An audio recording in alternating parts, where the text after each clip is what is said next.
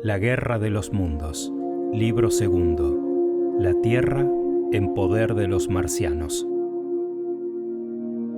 Capítulo séptimo. El hombre de Putney Hill.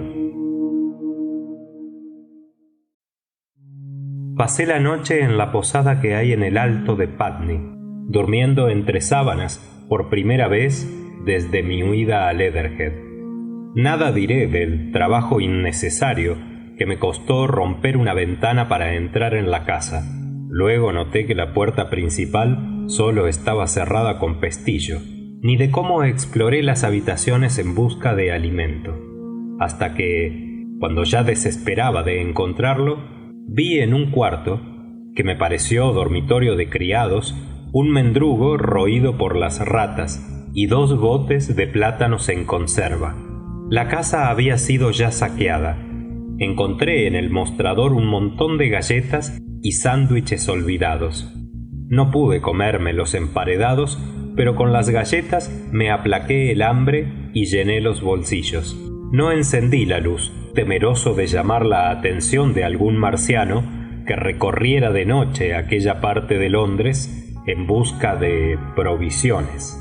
Antes de acostarme, me dominó largo rato la inquietud, y anduve de ventana en ventana, asomándome a todas para ver si los monstruos daban señal de su presencia. Dormí poco. Al acostarme me sorprendía el hecho de que yo reflexionara con lucidez, cosa que no recuerdo haber realizado desde mi última disputa con el vicario. Durante ese tiempo mi estado mental había sido una sucesión rápida de vagas emociones y de estúpida receptividad. Pero aquella noche, fortificado indudablemente mi cerebro por la alimentación, se me despejaron las ideas y pensé.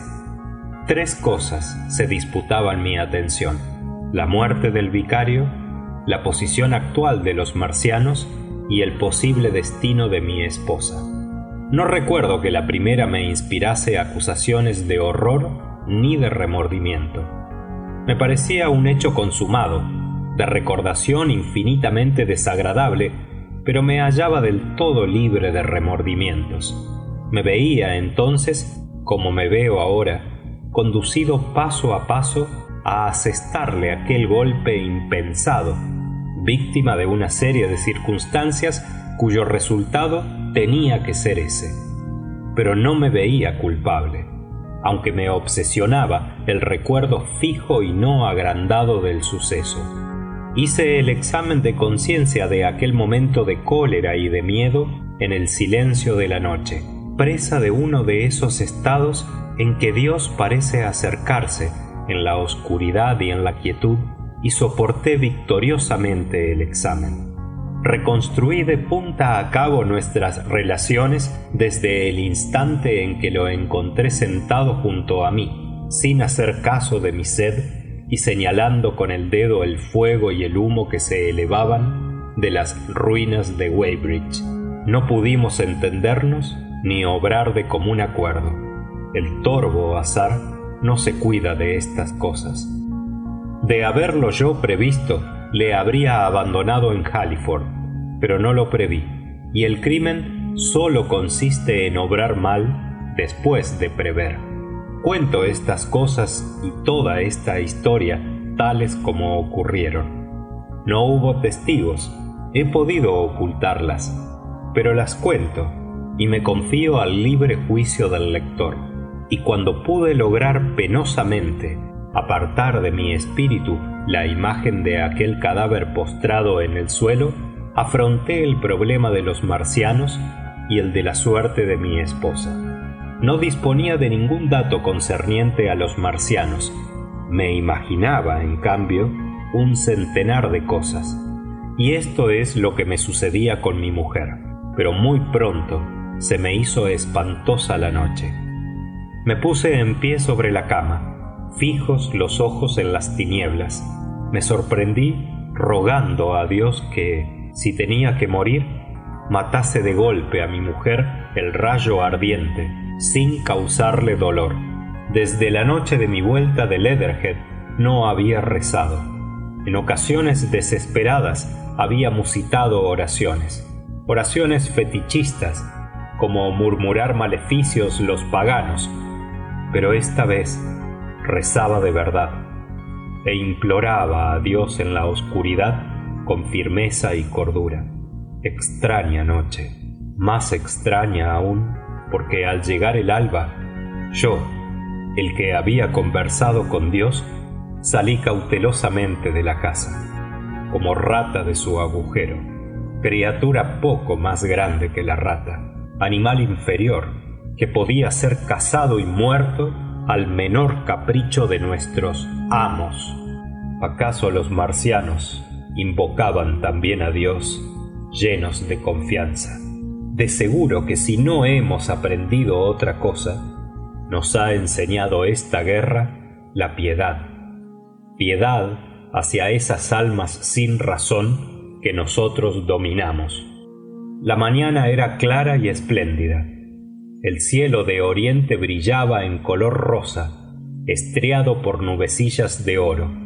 En la carretera que va desde lo alto de Putney Hill a Wimbledon se veía gran número de pobres vestigios del torrente pánico que debió caer sobre Londres la noche del domingo en que se celebró la batalla. Había un carricoche de 2 ruedas que llevaba el nombre de Thomas Love, frutero, New Malden, con una rueda hecha pedazos y una caja de metal abandonada. Había también un sombrero de paja pisoteado en el barro, ya duro, y en lo alto de West Hill se veía un montón de vidrios teñidos en sangre junto al abrevadero demolido. Mis pasos eran cada vez más inciertos y mis ideas cada vez más vagas. Aún quería ir a Leatherhead, aunque no ignoraba que eran muy escasas las probabilidades de encontrar a mi mujer. A menos de que la muerte la hubiera cogido de improviso, mi primo y ella debían haber huido, pero supuse que sí averiguaría hacia dónde se habrían marchado los habitantes del Surrey. Sabía que necesitaba a mi esposa y que eran grandes los sufrimientos que me ocasionaban su ausencia y su falta de compañía, pero no veía modo de encontrarla y cada vez me atormentaba más lo absoluto de mi soledad. Así llegué al abrigo de una espesura de árboles y zarzas al borde de los prados de Wimbledon, que vi extenderse a lo ancho y a lo lejos. Iniestas amarillas y retamas alegraban la extensión aún sombría. No se veía en parte alguna la hierba roja, y cuando yo vagaba por la orilla sin saber lo que hacer, salió el sol inundándolo todo de luz y de vida. En un repliegue pantanoso situado entre los árboles se movían multitud de ranas diminutas.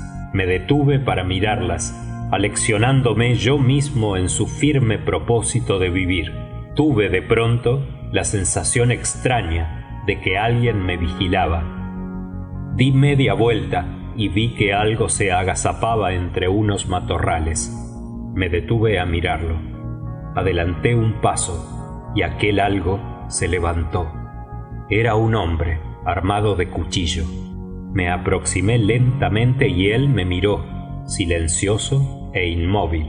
Al acercarme, noté que sus vestidos estaban tan andrajosos y puercos como los míos. Parecía salir de alguna alcantarilla.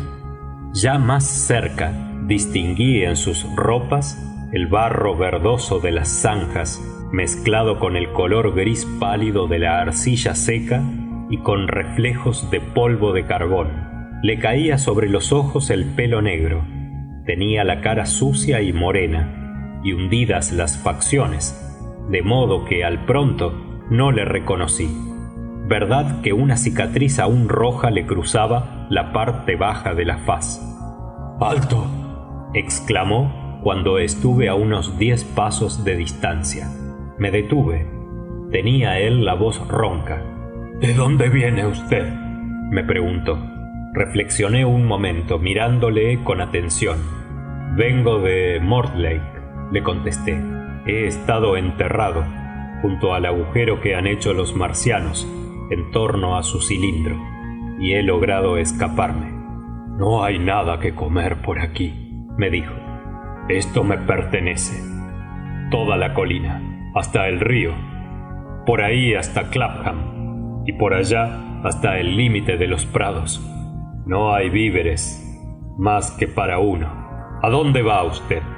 Respondí con lentitud. No lo sé.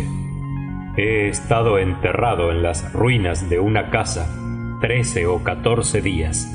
No sé lo que ha ocurrido en ese tiempo. Me miró con aire de duda, pero se estremeció de pronto y cambió su rostro de expresión. No deseo permanecer por aquí. Creo que iré a Leatherhead, porque allí estaba mi esposa. Alzó el dedo índice. ¿Es usted el hombre de Woking? ¿Y no le mataron en Weybridge? Al mismo tiempo le reconocí yo. Y usted es el artillero que entró en mi jardín. ¡Qué suerte!, me dijo. Tenemos suerte. Pensar que usted... Me tendió una mano que estreché. Yo me he salvado, remontando en canal de desagüe. Pero los marcianos no matan a todos. Después de que se fueron, me encaminé hacia Walton a través de los sembrados. Pero aún no han pasado 15 días y tiene usted el pelo blanco. Volvió la vista repentinamente. Es solo una corneja. En los tiempos que corren hay que aprender que los pájaros tienen sombra. Aquí estamos al descubierto. Lleguémonos a esos arbustos para hablar. ¿Ha visto usted a los marcianos?, le pregunté, desde que he salido de mi encierro. Están al otro lado de Londres, me contestó. Supongo que habrán encontrado por allí un campamento más grande.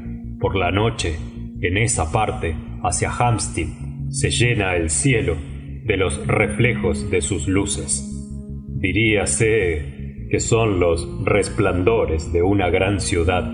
Se los ve ir y venir en la claridad, pero a la luz del día desaparecen. No les he visto de más cerca desde hace... Se puso a contar con los dedos y prosiguió. Desde hace 5 días. Sí, vi 2 que atravesaban Hammersmith, cargados con algo enorme, y la penúltima noche se detuvo el artillero y prosiguió con voz grave. Vi, a la luz de los reflejos, que algo subía a los cielos. Creo que han construido una máquina de volar y que están aprendiendo a manejarla. Me detuve apoyándome en manos y rodillas. Ya habíamos llegado a los arbustos. ¿A volar? Sí, me contestó, a volar. Me metí en una enramada y me senté. Adiós la humanidad, exclamé. Si consiguen volar, darán la vuelta al mundo. Bajó la cabeza en señal de asentimiento. La darán, pero tanto mejor para los que nos encontremos acá. Y por otra parte... Y al decir esto, el artillero me miró. ¿No le satisface a usted que haya acabado el imperio de la humanidad? A mí, sí. Nos han aplastado. Nos han vencido. Le miré atónito. Por extraño que esto parezca, yo no había llegado a esta conclusión, que me pareció evidente apenas comenzó a hablar. Conservaba todavía vagas esperanzas, o mejor dicho, persistían en mi espíritu antiguos hábitos mentales. El artillero repitió sus palabras. Nos han vencido. Encerraba esta frase inquebrantable convicción. Todo se ha acabado, añadió. Han perdido 1, solo 1, pero se han instalado en buenas condiciones y cortado los brazos y las piernas a la nación más poderosa del mundo. Nos han pisoteado La muerte del que perdieron en Weybridge solo ha sido un accidente, y estos son solo la vanguardia. Continúan viniendo en esas estrellas verdes. Hace 5 o 6 días que no veo ninguna, pero estoy seguro de que todas las noches cae una en algún sitio. No es posible hacer nada. Llevamos la de perder. Nos han vencido. No le respondí. Me quedé mirándole, sin hallar argumento que oponer a los suyos. Esta no es guerra, dijo el artillero. No lo ha sido nunca. Como no puede haber guerra entre los hombres y las hormigas. Pero de pronto me acordé de la noche pasada en el observatorio. Después del 10º no han vuelto a disparar, al menos hasta que cayó el primer cilindro. ¿Cómo lo sabe usted?, me preguntó el artillero. Le expliqué lo que sabía y se puso a reflexionar. Se les habrá trastornado el cañón, pero ¿qué les importa? Ya verá usted cómo lo componen, y aunque se les ocasione algún retraso, este no puede alterar el resultado. Es como si los hombres pelearan con las hormigas. Las hormigas construyen sus ciudades, viven su vida, tienen guerras y revoluciones, hasta que los hombres necesitan sacarlas del camino y ellas se salen del camino. Esto es lo que ocurre ahora. Somos como hormigas, solo que... ¿qué? Solo que somos hormigas comestibles. Nos miramos mutuamente, en silencio. ¿Y qué harán de nosotros?, le pregunté. Esto es lo que yo me pregunto, me respondió. Esto es lo que yo me pregunto. Después de lo de Weybridge, me fui hacia el sur, perplejo. Vi lo que ocurría. Todo el mundo daba gritos y se agitaba. Pero a mí no me gusta gritar. He visto la muerte de cerca 1 o 2 veces. No soy soldado de puro adorno. Y bien que mal, la muerte es la muerte. Y el hombre que conserva la sangre fría es el que se salva. Yo vi que todo el mundo se iba al sur y me dije, antes de mucho no tendrán qué comer. Y me volví resueltamente. Seguí a los marcianos como el gorrión sigue al hombre. Por allá, y al decir esto señalaba con la mano el horizonte, se mueren de hambre a montones y se pegan y los unos pisotean a los otros. Reparó en mi angustia y se detuvo con embarazo. Sin duda, los que tenían dinero habrán logrado ir a Francia. Pareció querer excusarse, pero al mirarme continuó. Aquí hay provisiones por todas partes. Montones de cosas en las tiendas, vinos, alcoholes, aguas minerales, y las tuberías y las alcantarillas están huecas. Pero le iba diciendo lo que pensaba. Se trata de seres inteligentes, me digo yo, que parecen necesitarnos para alimentarse. Lo primero que hacen es concluir con nuestra organización. Barcos, máquinas, artillerías y ciudades. Todo esto se acabará.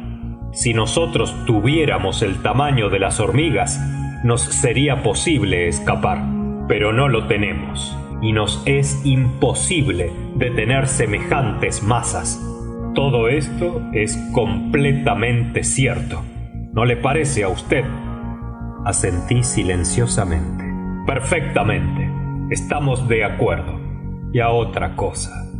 Ahora los marcianos nos cogen como quieren.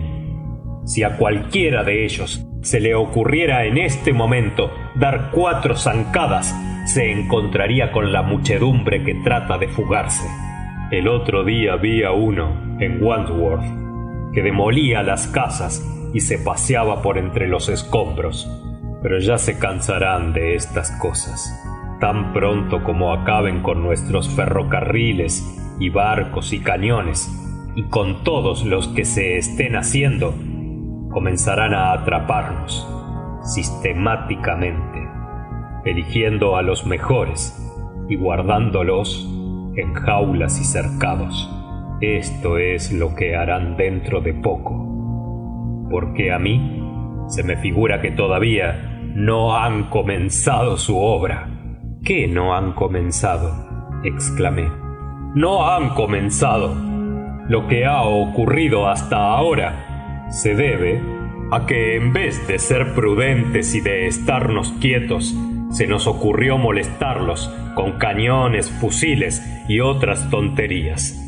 Y una vez puesta en el disparadero, la gente ha huido por rebaños, cuando no era más peligroso permanecer donde se estaba. Los marcianos no se ocupan todavía de nosotros. Están haciendo sus cosas, todas las cosas que no han podido traerse consigo, y preparándolas para los que vendrán después.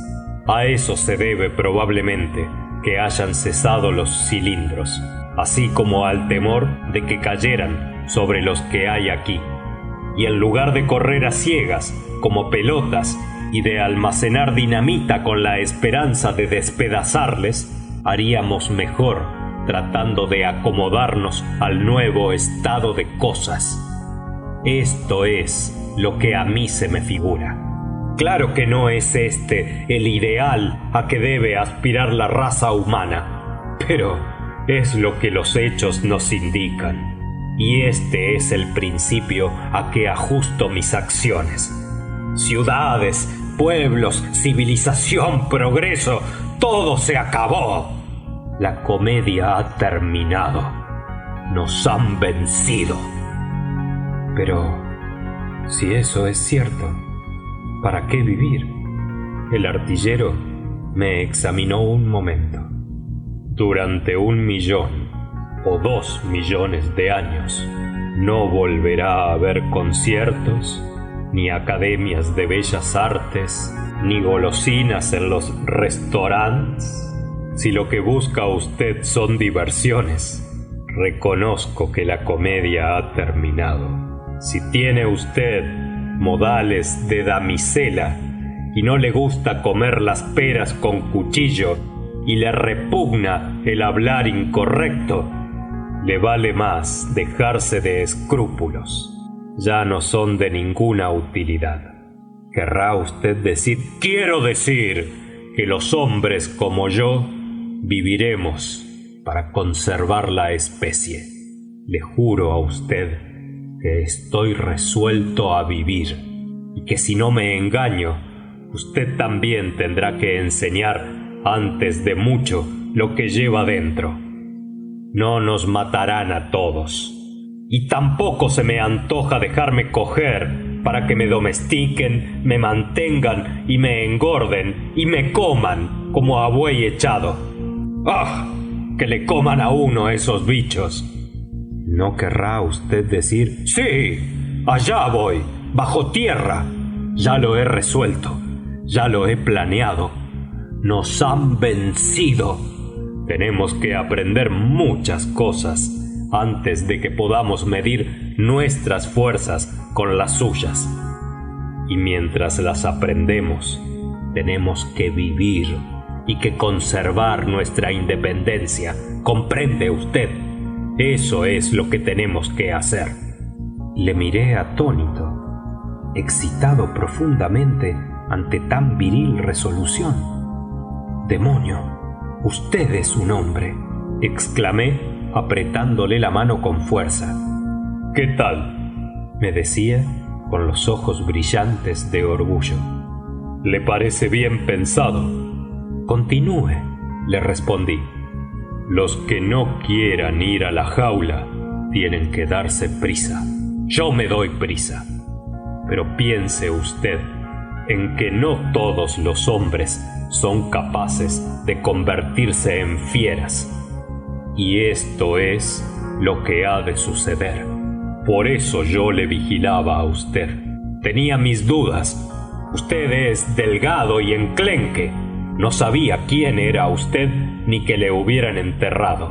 Todos esos, toda esa gente que vivía en esas casas, Todos esos malditos oficinistas que viven de ese modo no sirven para nada. Carecen de valor, de sueños vigorosos y de enérgicos deseos. Y, Dios mío, ¿para qué sirve un hombre que carezca de estas cosas sino para temblar y esconderse?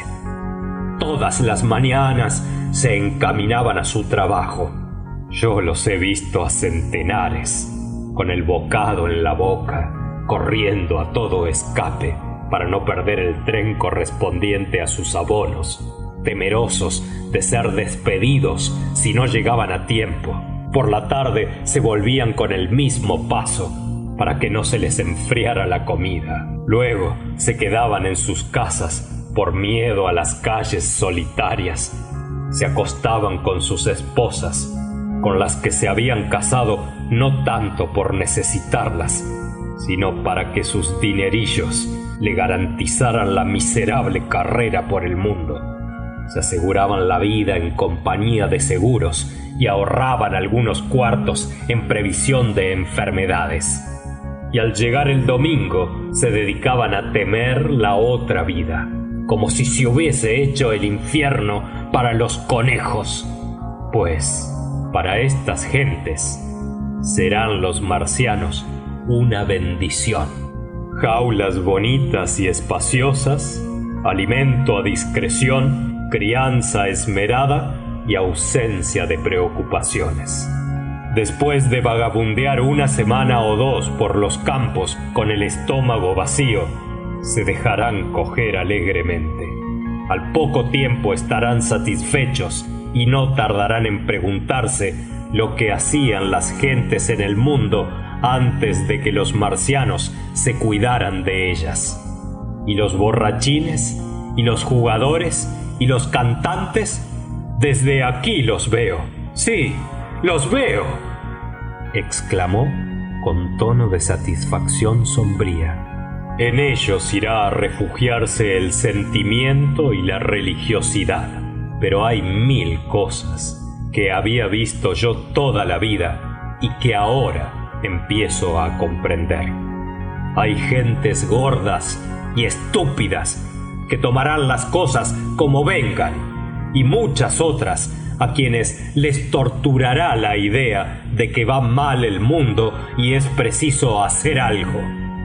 Pero cuando las cosas se ponen de tal modo que empieza a creer la gente que es preciso hacer algo, los espíritus débiles y los que se debilitan a fuerza de pensar demasiado acaban por formar una especie de religión del no hacer nada, muy piadosa y superior, y se someten a las persecuciones y a la voluntad de Dios.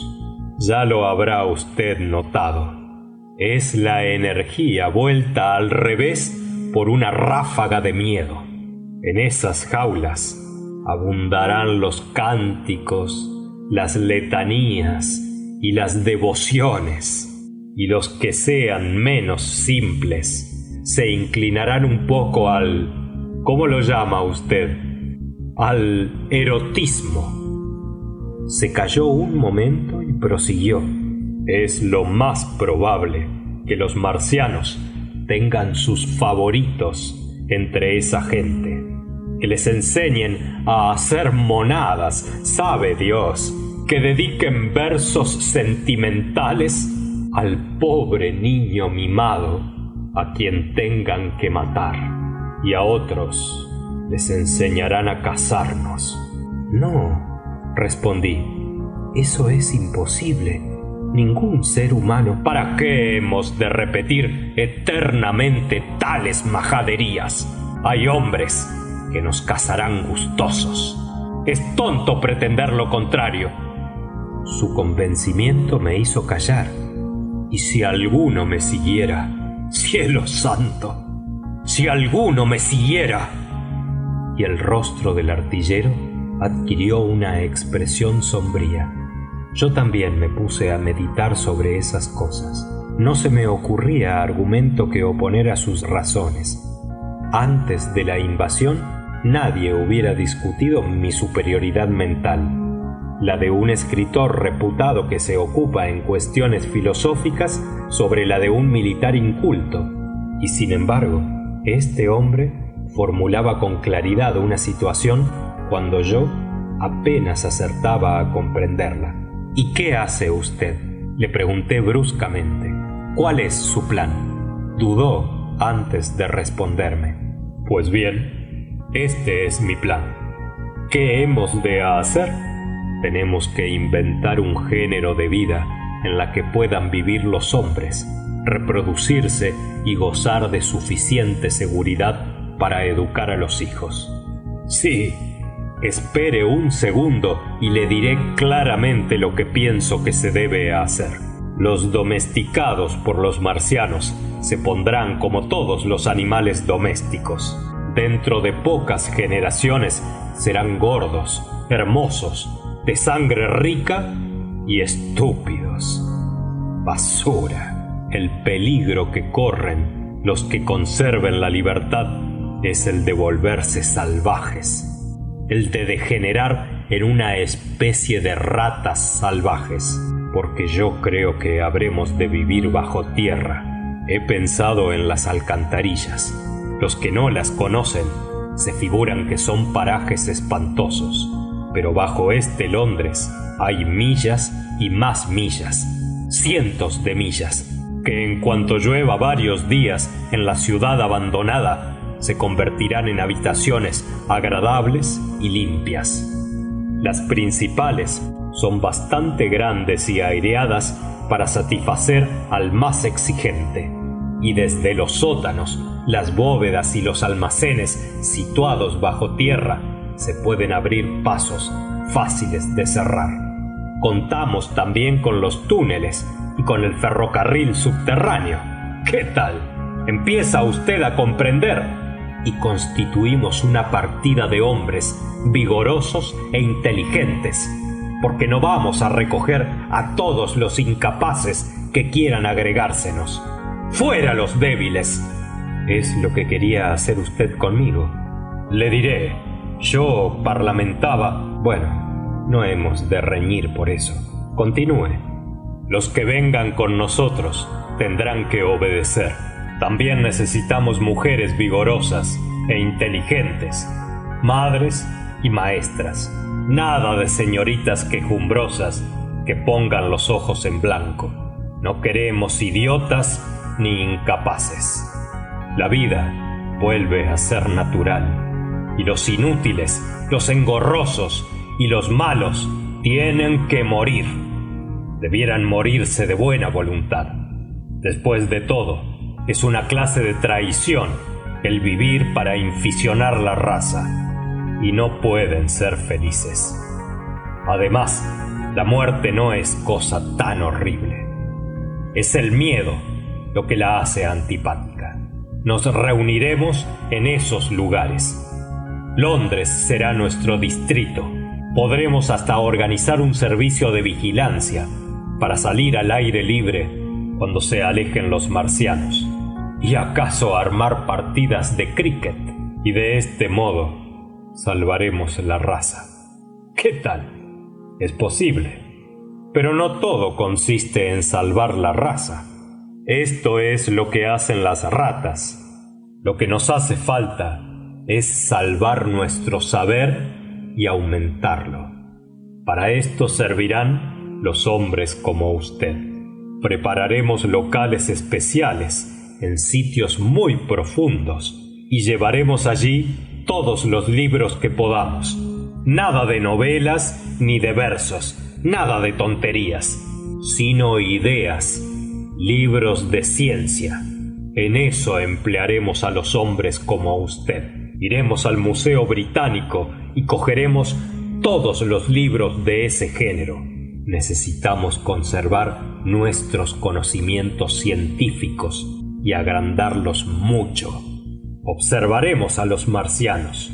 Les espiarán algunos de nosotros. Iré yo mismo cuando esté todo organizado. Hasta habrá que dejarse coger. Lo principal es que dejemos en paz a los marcianos. Ni siquiera debemos robarles nada. Donde les encontremos, nos echamos a un lado. Tenemos que probarles que no nos guían malos propósitos. Sí, ya lo sé, pero son seres inteligentes. Y si nada les hace falta, nos tratarán al fin como a gusanos inofensivos. Se detuvo el artillero y me agarró del brazo con una mano sucia. Después de todo, es muy posible que no necesitemos aprender gran cosa. Imagínese usted que empiezan a andar 5 o 6 máquinas de combate con el rayo ardiente a derecha e izquierda, pero sin que las maneje ningún marciano, sino hombres que hayan aprendido a manejarlas. ¿Acaso lo veamos nosotros? ¿Acaso esos hombres? Imagínese usted encima de una de esas activas máquinas con el rayo ardiente a su disposición.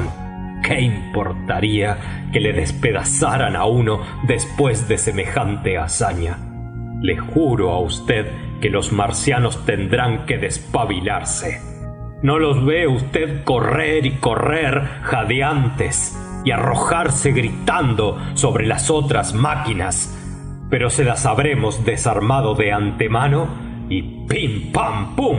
Antes de que las desenreden, llega el rayo ardiente y vuelve a recobrar el hombre su puesto en la tierra. Durante un rato me dominaron por completo la atrevida fantasía del artillero y el tono de convicción y de valor con que me hablaba.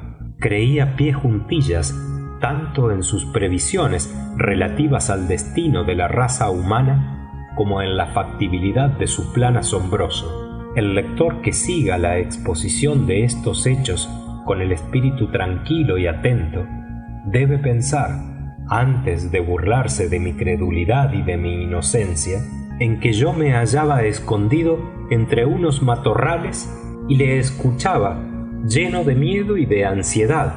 Conversamos de esta manera buena parte de la mañana, hasta que se nos ocurrió salir del escondite y luego de escudriñar el horizonte, por ver si se acercaban los marcianos, corrimos a la casa de Putney Hill, guarida del artillero. Se había instalado en uno de los sótanos. Cuando vi la faena de toda una semana, un agujero de unos 10 metros que había que alargar hasta la principal alcantarilla de Putney, comencé a darme cuenta de la distancia que mediaba entre sus sueños y sus obras. Yo hubiera hecho ese agujero en un solo día, pero confiaba en él y le ayudé en su trabajo toda la mañana hasta después de mediodía. Teníamos una parihuela y amontonábamos la tierra contra el horno de la cocina. Reparamos las fuerzas con una lata de cabeza de ternera y una botella de vino. Este trabajo me aliviaba el dolor que me producía la enervante extrañeza de las cosas. Entretanto, empecé a dar vueltas a su plan, y comenzaron a ocurrírseme objeciones y dudas, pero trabajé toda la mañana por el placer que sentía al ver que me alentaba algún propósito. Al cabo de una hora me puse a calcular las dimensiones que requería nuestro túnel para alcanzar la cloaca y las probabilidades de no dar con ella. Además, no necesitábamos para nada de este paso, porque lo mejor era bajar por cualquier parte a la cloaca y abrirnos camino desde abajo a la casa. Y también me parecía que el lugar había sido mal escogido, puesto que para volver necesitábamos un túnel inútilmente largo. «Mucho trabajamos», exclamó el artillero soltando la pala. «¿Por qué no hemos de descansar un rato? Detengámonos un momento. Ya es hora de que examinemos desde el tejado lo que ocurre fuera». Yo prefería continuar el trabajo, así se lo dije, y el artillero recogió la pala después de pensarlo. Pero se me ocurrió una idea. Me paré y él se paró al momento. «¿Por qué se hallaba usted en la pradera en vez de trabajar aquí cuando nos encontramos?», le pregunté. «Estaba tomando el aire. Iba a volver en ese momento. Es más seguro salir de noche». «¿Y el trabajo?». «Ah, no se puede trabajar siempre. En esta contestación conocí a mi hombre. Se puso a reflexionar un rato, apoyándose en la pala, y me dijo: debíamos hacer un reconocimiento, porque si alguien se acercara, pudiera oírnos y cogernos desprevenidos. No me sentía dispuesto a discutir. Subimos juntos y exploramos los alrededores desde una escalera que daba al tejado. No se advertía signo alguno de los marcianos, y nos aventuramos por entre las tejas, bajando al abrigo del parapeto. Desde esta posición no se veía la mayor parte de Putney, porque nos la ocultaba una arboleda, pero sí el río, la masa espumosa de la hierba roja y la parte baja del Amber, inundada e invadida por la hierba. La trepadora planta se subía a los árboles que rodeaban el antiguo palacio, y las ramas muertas y desnudas mostraban aquí y allá hojas secas entre el tumulto de la hierba marciana. Era extraño ver lo indispensable que son las corrientes de agua a esa planta. En derredor nuestro no se notaba ni rastro. Crecían como siempre los codezos, los claveles y las tuyas entre macizos de hortensias y de laureles asoleados, verdes y brillantes. Más allá de Kensington se elevaba espesa humareda. Este humo y una neblina azul nos impedían ver las colinas septentrionales. El artillero comenzó a hablarme de las gentes que quedaban en Londres.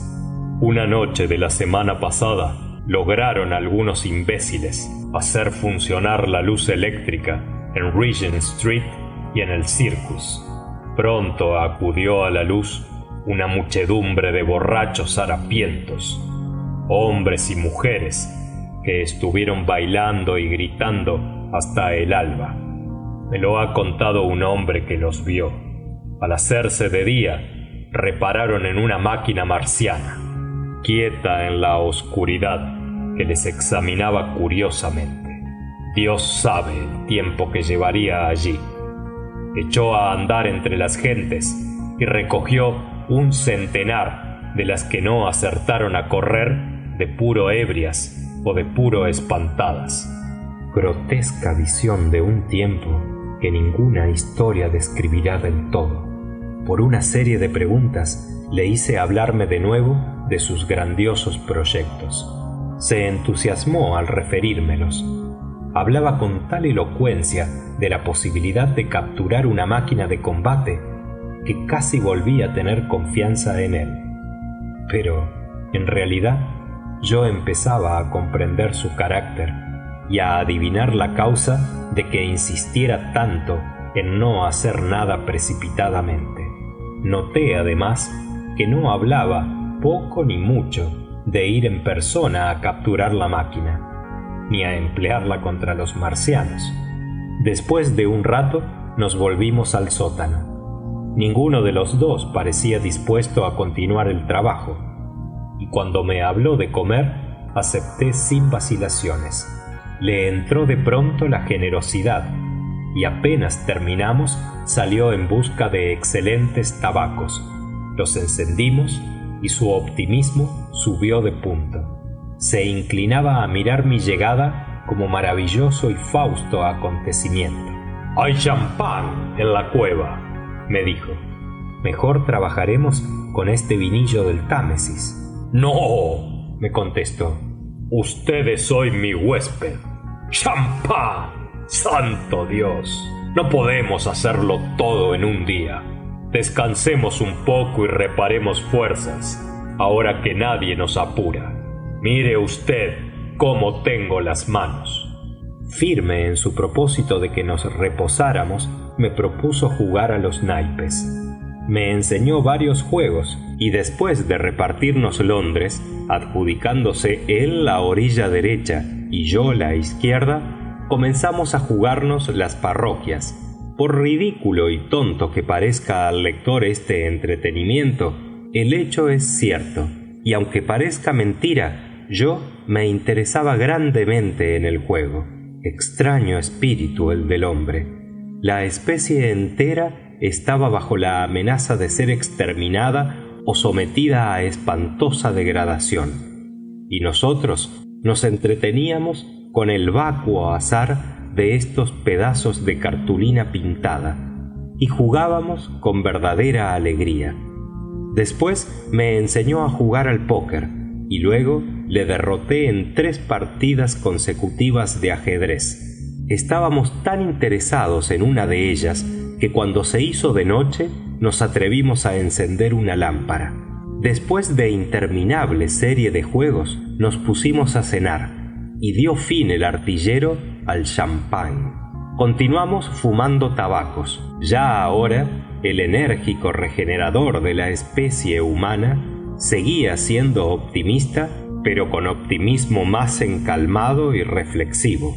Recuerdo que brindó a mi salud en un discurso incoherente y monótono. Cogí un tabaco y trepé por la escalera para ver los resplandores verdosos de los que me había hablado. Al principio me quedé mirando el valle de Londres. Las colinas del norte estaban envueltas en tinieblas. Eran rojas las llamas que se veían en Kensington, y de cuando en cuando se lanzaba a los cielos una lengua de color amarillento para desvanecerse en el azul intenso de la noche.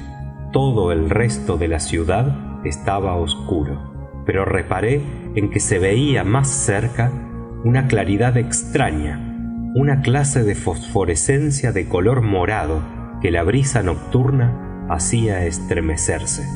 No entendí qué era durante largo rato. Luego caí en que la producía la hierba roja. Al darme cuenta de esto, se me volvió a despertar la curiosidad adormecida y con ella el sentido de las proporciones.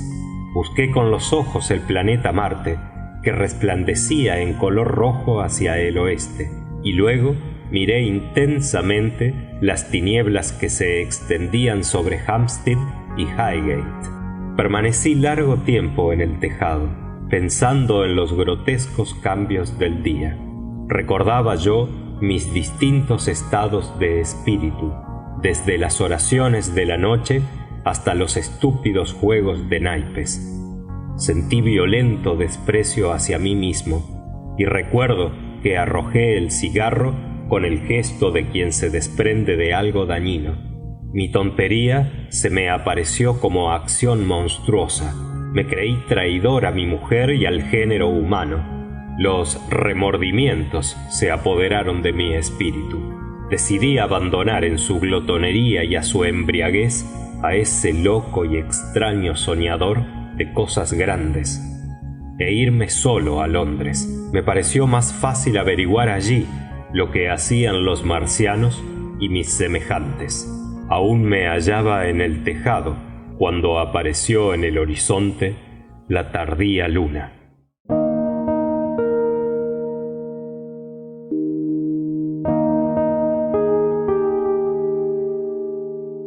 La historia continúa en el próximo episodio de La Guerra de los Mundos. Narrado por Víctor Villarraza.